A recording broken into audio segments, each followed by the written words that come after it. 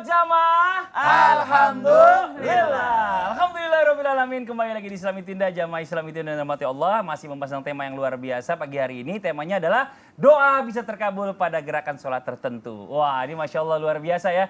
Banyak mungkin yang dari kita ini baru ngerti, oh ternyata di saat ini bisa doa, di saat ini bisa doa. Tadi sudah dijelaskan sama guru-guru kita. Nah sekarang kita lanjut lagi pada saat kita duduk di antara dua sujud. Biasanya kita baca doa tadi itu ya. Rabbi firli warhamni wasburni warfa'ni warzukni wahdini wa'afini wa'fu'ani. Nah ternyata katanya itu umumnya. Udah komplit itu. Udah komplit sebenarnya. Tapi ada boleh tambahin nggak? Kita nanya sama Kiai nih. Mumpung ada Kiai Anas. Kiai Anas mau izin penjelasannya dong. Boleh nggak nih kita tambah-tambahin? Mohon izin. Betul. Iya. Namanya juga ada hajat. Izin Zatsam, Iya siap. Kalau kita berbicara terkait dengan doa di antara dua sujud. Kita mulai tadi di saat kita sujud.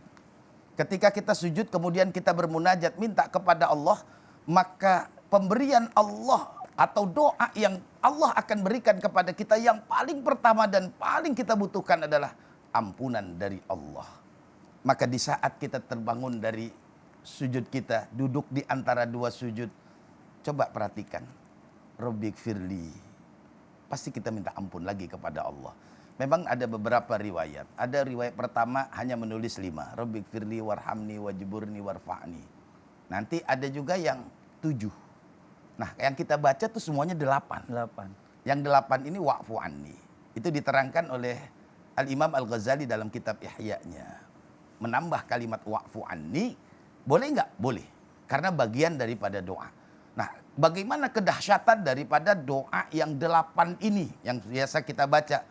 Rabbik firli, ya Allah ampuni dosaku, warhamni, sayangi aku ya Allah, wajiburni, lindungi ya Allah. Seperti kalimat ya Jabbar, minta perlindungan dari Allah. Kalau kita sudah dapat ampunan dari Allah, yang kita butuhkan adalah bagaimana Allah bisa sayang kepada kita. Orang yang dapat ampunan pasti dapat sayang dari Allah. Amin, amin ya Allah. Orang yang dapat sayang dari Allah, wajiburni, dapat perlindungan dari Allah. Amin ya Allah. Nah ketika kita sudah dapat perlindungan dari Allah, Allah akan berikan kita rizki warzukni. Kita akan diberikan oleh Allah rizki. Kemudian setelah kita diberikan rizki, kita minta kepada Allah, Allah memberikan kita wahdini hidayah supaya rizki yang diberikan oleh Allah sesuai dengan apa yang diinginkan oleh Allah. Makanya ini doa di antara dua sujud adalah doa permohonan kita. Bila 7 atau 8 yang kita baca ini diijabah oleh Allah, semua dunia milik kita. Semua milik kita. Udah, apa yang tidak di situ? Bagaimana Allah ampuni, bagaimana Allah sayangi, bagaimana Allah akan lindungi kita, bagaimana Allah akan memberikan rizki kepada kita, bagaimana juga Allah akan memberikan hidayah, juga wa'afini. Allah akan memberikan kekuatan batin, kesehatan zahir batin. Wa'fu anni. Apapun kesalahan kita, nggak ada mungkin manusia yang tidak salah. Kullu bani Adam khata'un wa khairu khata'ina at-tawwabun. Maka sebaik-baiknya kita adalah orang yang minta ampun kepada Allah. Maka wa'fu anni, maafkan ya Allah. Biar sedikit pun kesalahan kita, biar Allah bisa memaafkan kita. Inilah kedahsyatan doa di antara dua sujud. Permintaan kita ada 8. Bila ini semua kita lakukan dan diijabah oleh Allah, dunia milik kita semua. Masya Allah, amin, amin. Bukan dunia milik berdua. Bukan. Oh, bukan. Kalau itu cuma dia doang, dua bininya ya kan. Karena nggak diajak, yang lain ngontrak. Iya, ntar bicara lain lagi panjang. Ayo kita lanjut lagi, Masya Allah. Ini senang banget hari ini Pak Kiai ya, ilmunya bagus banget nih.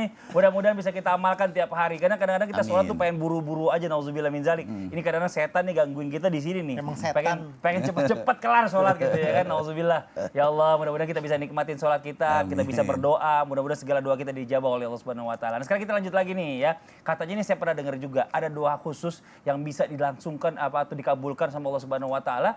Katanya bacaannya ini harus dibaca di ujung tahiyat akhir ketika kita sholat. Doanya kayak gimana? Kita penasaran juga. Kita minta guru kita Ustaz Syam untuk menjelaskan. Ustaz Syam, fadhal Ustaz Syam. Bismillahirrahmanirrahim. Tabi guru-guruku. Bismillah, alhamdulillah, wassalatu wassalamu ala rasulillah, la hawla wa la quwata illa billah, amma ba'd. Maka ternyata tibalah kita pada gerakan tahiyat. Dan gerakan tahiyat atau tasyahud, ada tasyahud awal, ada tasyahud akhir. Tasyahud awal adalah sunnah, sesuatu yang sangat dianjurkan oleh Allah Subhanahu wa taala, sedangkan tasyahud akhir adalah sesuatu yang akan mengakhiri daripada salat sebelum kita salam, dan subhanallah diisi dengan bacaan-bacaan kalimat-kalimat thayyibah. At-tahiyyatul mubarakatus salawatut thayyibatu lillah. Assalamu alayka ayyuhan nabiyyu wa rahmatullahi wa barakatuh. Assalamu alayna wa ala ibadillahis salihin. Asyhadu an la ilaha illallah wa asyhadu anna Muhammadar Rasulullah. Sampai situ saja dulu kita bahas. Subhanallah. Ternyata kalimah awalnya at-tahiyyatul mubarakatus salawatut thayyibatu lillah itu isinya adalah pujian kepada Allah Subhanahu wa taala. Dan dalam riwayat disebutkan bahwa pujian ini adalah yang disampaikan Nabi Shallallahu Alaihi Wasallam untuk Allah ketika Nabi Shallallahu Alaihi Wasallam bertemu dengan Allah Subhanahu Wa Taala. Jadi Nabi ketika bertemu dengan Allah Subhanahu Wa Taala langsung segala ucapan selamat, kebaikan daripada semua salat, semua salawat, kebaikan adalah milik Allah Subhanahu Wa Taala. Lalu Allah Subhanahu Wa Taala membalasnya dengan mengucapkan Assalamu alayka ayyuhan nabiyyu wa rahmatullahi wa barakatuh. Nah Allah Subhanahu Wa Taala memberikan keselamatan kepada Nabi. Assalamu alayka ayyuhan nabi. Keselamatan atasmu wahai Nabi. Subhanallah. Nabi Shallallahu Alaihi Wasallam membalas lagi kepada Allah Subhanahu Wa Taala dengan mengatakan Assalamu alayna wa ala ibadillahis salihin. Inilah cintanya Nabi kepada umatnya. Tidak mau kepada dirinya sendiri. Allah sudah balas kepada Nabi, Assalamu alayka wahai Muhammad, kata Allah Subhanahu wa taala. Nabi mengatakan, Assalamu alayna. Jangan kepadaku saja ya Allah, tapi kepada kami semua. Wa ala ibadillahis salihin. Dan untuk seluruh hamba-hambamu yang soleh. Maka kalau mau hidupnya enak, hidupnya nikmat, sampai matinya enak, akhiratnya enak, jadilah orang soleh. Kenapa? Kalau udah jadi orang soleh, semua orang yang sholat kita dapat doanya.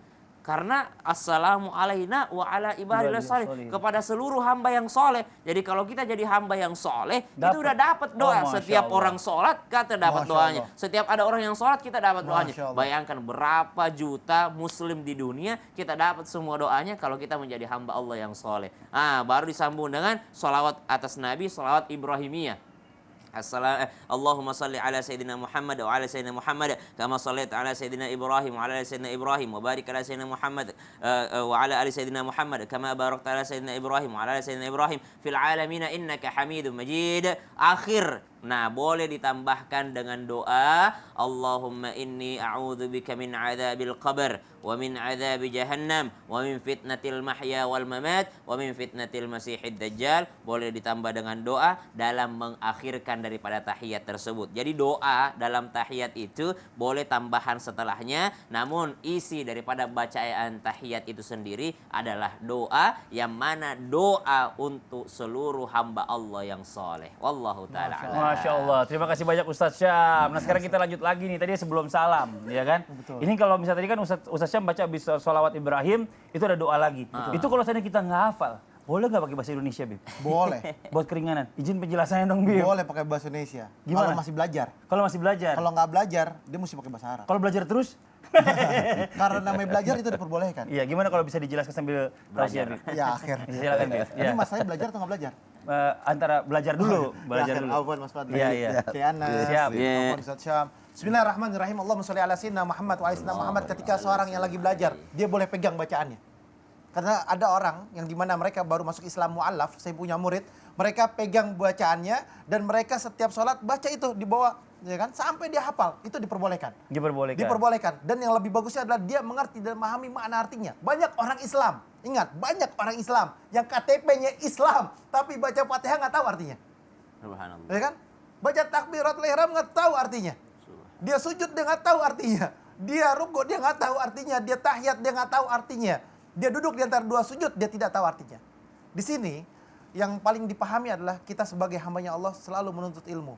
Thalabul ilmi faridatun ala kulli muslimin wal muslimat. Dan tentunya setelah Ustaz Syam menyampaikan bahwasanya di awal tahiyat ada doanya, di akhir tahiyat juga ada doanya. Ketika diriwayatkan daripada An Ali radhiyallahu an, dari Ali bin Abi Thalib radhiyallahu an, bahwasanya melihat Rasulullah sallallahu alaihi wasallam, langsung melihat kepada Rasulullah, dan ketika itu apa yang dilakukan oleh Nabi Muhammad sallallahu alaihi wasallam? Rasulullah berdoa, Allahumma ghfirli ma qadamtu wa ma akhartu wa ma asrartu wa ma a'lantu wa ma asrabtu wa ma anta a'lamu bihi minni antal muqaddim wa antal muakhir la ilaha illa anta. Inilah yang dibawa dan dibacakan oleh Rasulullah SAW dan dilihat langsung oleh Sayyidina Ali karramallahu wajhah.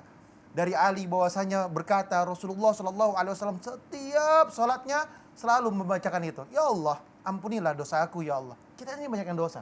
Nggak mungkin kita luput daripada dosa. Benar. Sebagaimana Kiai mengatakan, semua Bani Adam tidak akan luput daripada dosa. Karena apa? Karena kita ini sekarang kalau udah di jalanan, lihat di jalanan tuh udah banyak yang zalim, ya kan? Atasnya ditarik, bawahnya kelihatan, bawahnya ditarik, atasnya kelihatan. Ya Banyak yang Allah. seperti itu.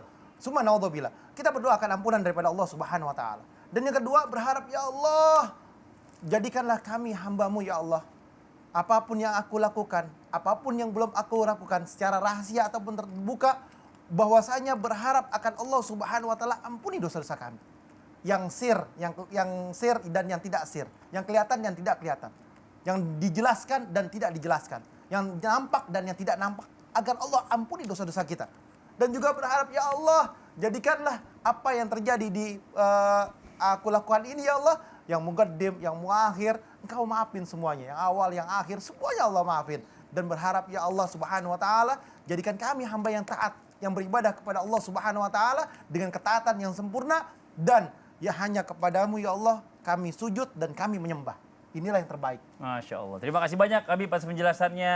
Jazakallah khairan katsiran ilmunya. Nah sekarang kita lanjut lagi. Kita akan kembali menjawab pertanyaan masuk yang ada di sosial media Islami Tinda. Kalau gitu kita kembali ke segmen Tanya Dong Ustadz. Kami semua tanya dong Ustadz. Oke, kita masuk ke pertanyaannya dari Instagram hamba Allah. Assalamualaikum Ustadz. Waalaikumsalam warahmatullahi wabarakatuh. Saya suka dengar kalau dia jadi imam, habis baca surat pendek, terus dia ada doanya. Terus habis baca doa ruku, dia nambah lagi sampai selesai sholat. Apakah makmumnya udah lumayan tua-tua Ustadz? Apalagi makmumnya udah lumayan tua-tua Ustadz. Bukannya sebagai imam nggak boleh memberatkan makmumnya ya Ustadz. Nah ini Ustadz Syam nih, coba nih jawab santai nih. Dia Suka harus jadi belajar imam. dia. Oh tausiah dia. Dia ini siapa nih? Dia harus belajar.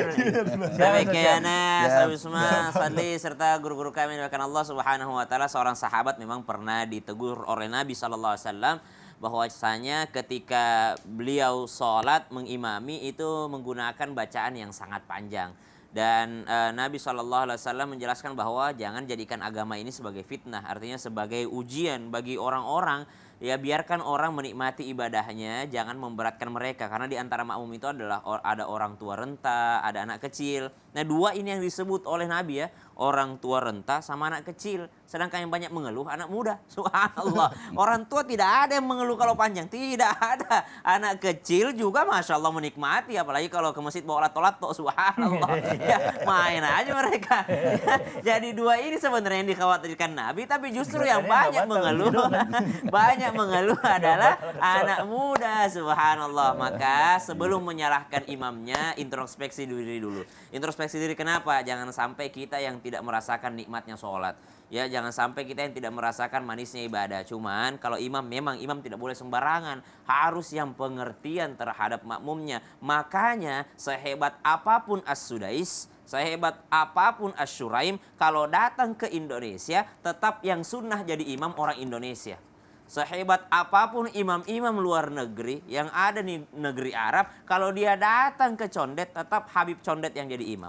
Kalau dia datang ke Maros, tetap orang Maros yang jadi imam Kalau dia datang ke sunnahnya. Mampang tetap Pakai Anas. Iya. Kenapa? Tuan rumah. Karena yang paling tahu keadaan umat di situ adalah tuan rumah. Subhanallah. Kecuali kalau dipersilahkan, lalu dikasih tahu. Dan imam yang bijak nanya dulu, Pak Kiai di sini kalau sholat duhur berapa lama biasanya? Pak Kiai di sini kalau sholat maghrib biasanya apa bacaannya? Pak Kiai di sini kalau taraweh gimana bacaannya? Oh kalau taraweh di sini bacaannya pakai kul-kul aja. Subhanallah. Itu imam yang bijak, mengerti keadaan makmumnya. Kul aja cuma 7 menit satu. Jadi jangan sampai Dari kita awal memberatkan lagi. makmum. Bener, jangan sampai kita sebagai imam memberatkan makmum. Apalagi tempat-tempat transit segala macam. Kalau berhubung dengan bacaan tambahan setelah setelah bacaan surah pendek biasanya memang ada seperti suhufi Ibrahim wa Musa, ada biasanya setelahnya itu alaihi wassalam. Dia tambahi Musa dan Ibrahim itu adalah orang yang diberikan keselamatan oleh Allah. Atau misalnya di surah At-Tin misalnya, atau di surah-surah yang lain biasa ada tambahan-tambahannya, tapi sebaiknya ini dibacanya bukan di dalam sholat tapi pada saat di luar sholat. Wallahu ta'ala. Masya Allah. Terima kasih banyak Ustaz Sama-sama. Syam. Oke, ada pertanyaan yang berikutnya nih dari Instagram @Nisa Harum. Assalamualaikum Ustadz. Waalaikumsalam warahmatullahi wabarakatuh. Bagaimana menurut Ustadz sama orang yang nggak percaya Allah? Nggak percaya Allah bisa mengabulkan semua doa kita lewat sholat. Dan ini gimana nih Kiai Anas nih? Bisa sedikit dikomentari nih. Orang yang nggak percaya sama Allah bisa mengabulkan doa kita pada saat sholat nih. Atau pada saat doa kita lewat sholat. Nah kalau dia nggak percaya sama Allah, apa dia sholat? Nah, mau ngapain ya? Pertanyaannya. Iya. Dia nggak percaya sama Allah. Belajar dulu berarti.